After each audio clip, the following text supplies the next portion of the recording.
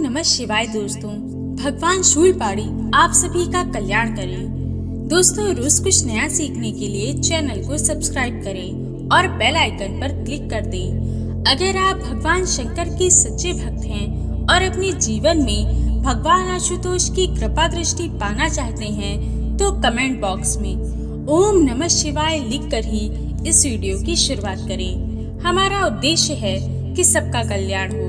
आप भी हमारे उद्देश्य में हमारा साथ दीजिए और इस वीडियो को अपने फेसबुक और व्हाट्सएप ग्रुप पर जरूर शेयर करिए। दोस्तों, सावन सोमवारी के व्रत में भूलकर भी आपको ये फल नहीं खाना चाहिए, वरना आपका व्रत भंग हो जाएगा। भगवान शिव की कृपा से आप वंचित रह जाएंगे। कम से कम सावन सोमवारी के व्रत में इन चीजों का सेवन भूलकर भी नहीं करना चाहिए। दोस्तों, इस बार श्रावण मास 4 जुलाई से लेकर 31 अगस्त तक रहेगा, जिसमें आपको 8 सोमवार मिलेंगे। सावन सोमवार का व्रत सुहागिन स्त्री और कुंवारी कन्याओं के लिए बहुत महत्वपूर्ण होता है। धार्मिक मान्यता के अनुसार कुंवारी कन्या मनचाहे वर की प्राप्ति के लिए सावन सोमवार का व्रत करती हैं और सुहागिन स्त्री पति के उत्तम स्वास्थ्य और दीर्घायु के लिए व्रत करती हैं। सोमवार का व्रत करने से कुंडली में चंद्र ग्रह की स्थिति मजबूत होती है, जिससे आपको कई तरह के रोगों से मुक्ति मिलती है। नौकरी की समस्याओं का निदान और व्यवसाय में लाभ मिलता है। व्यक्ति के सारे पाप नष्ट हो जाते हैं और जीवन मृत्यु के चरण से छुटकारा मिल जाता है। दोस्तों, भगवान शिव औघड़दानी हैं, बहुत ही दयालु हैं, जो अपने भक्तों के सारे दुख दूर करते हैं। इसीलिए सोमवार व्रत को पूरी श्रद्धा के साथ रखा जाता है। इसीलिए इस दिन संपूर्ण व्रत करके इसके खान पान पर विशेष ध्यान दिया जाता है। हमारे शास्त्र में इस दिन कुछ चीजों का खाना वर्जित है और साथ ही एक ऐसा फल बताया गया है जिसे यदि आप गलती से भी खा लेते हैं तो आपको जिंदगी भर भगवान शिव की रुष्टता का सामना करना पड़ सकता है।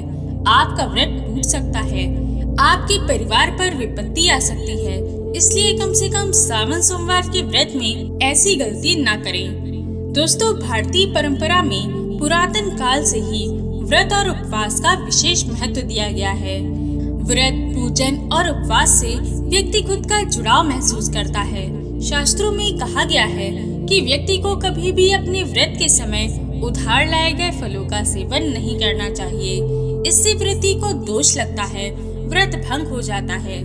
दोस्तों, किसी भी व्रत में मांग कर लाई गई चीजों का सेवन भी नहीं करना चाहिए, उससे व्रत भंग हो जाता है, व्रत झूठा हो जाता है।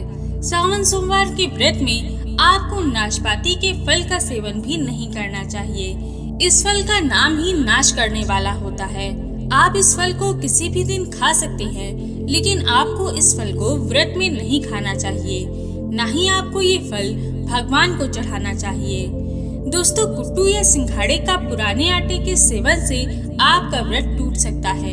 लंबे समय से रखे आटे में जीव जंतु आ जाते हैं जो हमें दिखाई भी नहीं देते और व्रत में इसका सेवन करना मांस के सेवन करने के समान है, जो कि घोर पाप माना जाता है। इससे आपका व्रत भंग हो सकता है। सावन सोमवार व्रत के दौरान मौसम के अनुकूल फलों का सेवन करना चाहिए। यदि आप व्रत में फलाहार करना चाहते हैं तो आप सेब, केला, अनार आदि फलों का सेवन कर सकते हैं।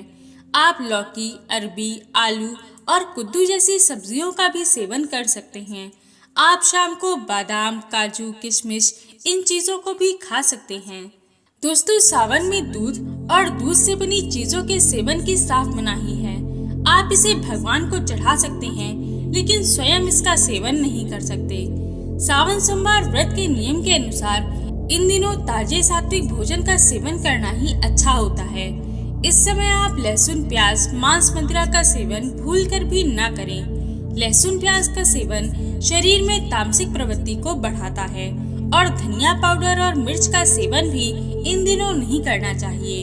इन दिनों सादे नमक का सेवन भी नहीं करना चाहिए। इस समय आप सादे नमक की जगह सीधा नमक का सेवन करें। सावन में हरी पत्तेदार सब्जियों को खाना अच्छा नहीं माना जाता। इन दिनों इसमें बैक्टीरिया ज्यादा होती है जो आपको बीमार कर सकती है, इसलिए आपको इनसे दूर ही रहना चाहिए। और पूरे सावन व्रत करते समय इन बातों का ध्यान रखते हुए इन किसी चीजों का सेवन न करें। अब बात करते हैं सावन माह के नियम की। यदि आप सावन सोमवार का व्रत